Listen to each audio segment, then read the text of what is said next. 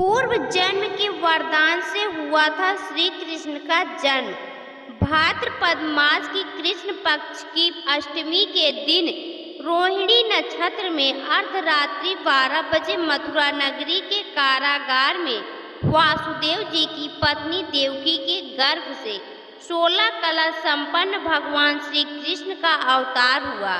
पूर्ण पुरुषोत्तम विश्वम्भर प्रभु श्री कृष्ण का भाद्रपद मास के अंधकारमय पक्ष की अष्टमी तिथि को अर्धरात्रि के समय प्रादुर्भाव होना निराशा में आशा का संचार स्वरूप है।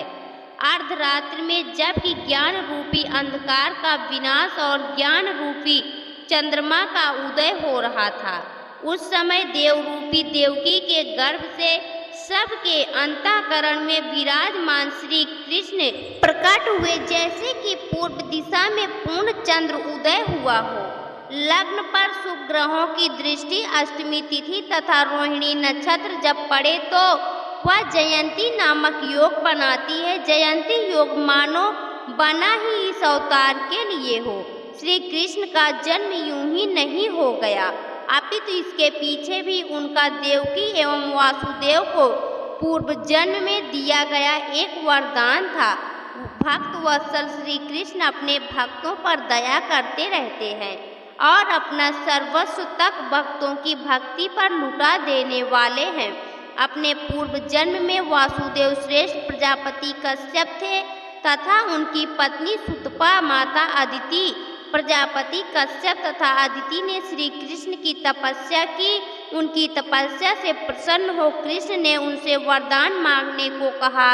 कश्यप ने वरदान स्वरूप उनके जैसा पुत्र मांगा और श्री कृष्ण ने उनको यह वरदान दे भी दिया। इस वरदान को देकर श्री कृष्ण यह सोचने पर विवश हो गए कि इस त्रिभुवन में मेरे समान दूसरा कोई है ही नहीं, तो मैं अपनी यह बात पूरी कैसे करूँगा।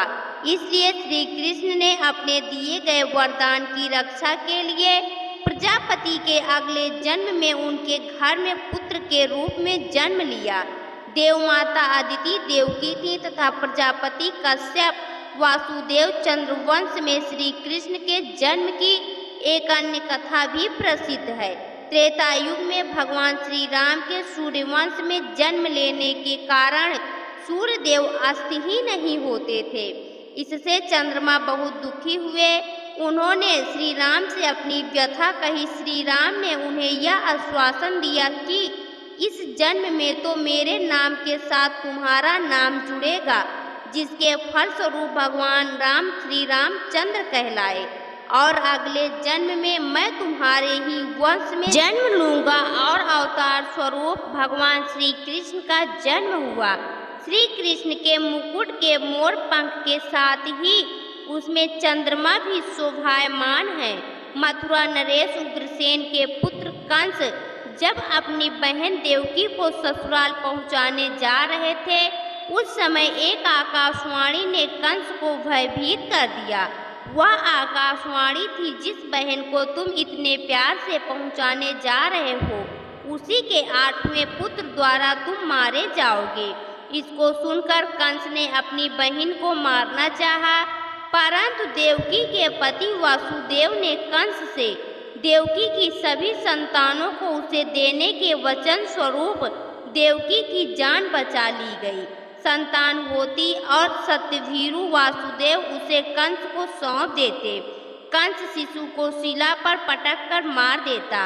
6 शिशु मारे गए। 7वें शिशु के रूप में गर्भ में शेषनाग पधारे।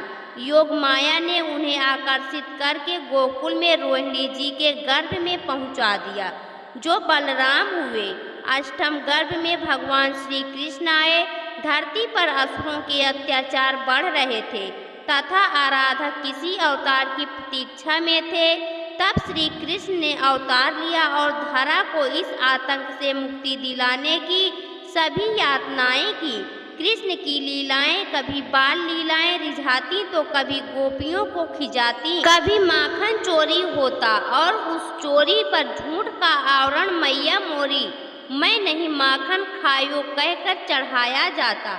युवा श्री कृष्ण गोपियों के साथ रास रचाते। साथ ही राधा के साथ अटखेलियां करते और उसके वस्त्रों को छिपा लेते। राधा की भक्ति से प्रसन्न हो स्वयं को उसका मानकर उसे खुद से पहले पूजे जाने का वरदान देना। कृष्ण का यह रूप राधा के आध्यात्मिक स्वरूप को बताता है। राधा जी भगवान श्री कृष्ण की परम प्रिया हैं तथा उनकी अभिन्न मूर्ति भी। श्री महादेवी भागवत में कहा गया है कि श्री राधा जी की पूजा नहीं की जाए तो मनुष्य श्री कृष्ण की पूजा का अधिकार भी नहीं रखता। राधा जी भगवान श्री कृष्ण के प्राणों की अधिष्ठात्री देवी हैं, अतः भगवान इनके अधीन रहते हैं। राधा जी का एक नाम कृष्ण वल्लभा भी है, क्योंकि वह श्री कृष्ण को आनंद प्रदान करने वाली हैं। माता यशोदा ने एक बार राधा जी से उनके नाम की व्युत्पत्ति के विषय में पूछा। राधा जी ने उन्हें बताया कि चार्ज शब्द तो महाविष्णु हैं और चधाज विश्व के प्राणियों और लोकों में मातृवाचक ध्याय है, अतः पूर्व काल में श्री हरि ने उनका नाम राधा रखा। भगवान श्री कृष्ण दो रूपों में प्रकट हैं, द्विभुज और चतुर्भुज। चतुर्भुज रूप में वह बैकुंठ में देवी लक्ष्मी, सरस्वती, गंगा और तुलसी के साथ वास करते हैं, परंतु द्विभुज रूप में वह गोलोक धाम में राधा जी के साथ वास करते हैं। राधा कृष्ण का प्रेम इतना गहरा था कि एक को कष्ट होता तो उसकी पीड़ा दूसरे को अनुभव होती। सूर्य पराग के समय श्री कृष्ण, रुक्मणी आदि रानियां, वृंदावनवासी आदि सभी कुरुक्षेत्र में उपस्थित हुए।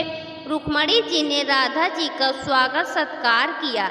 जब रुक्मणी जी श्री कृष्ण के पैर दबा रही थी तो उन्होंने देखा कि श्री कृष्ण के पैरों में छाले हैं।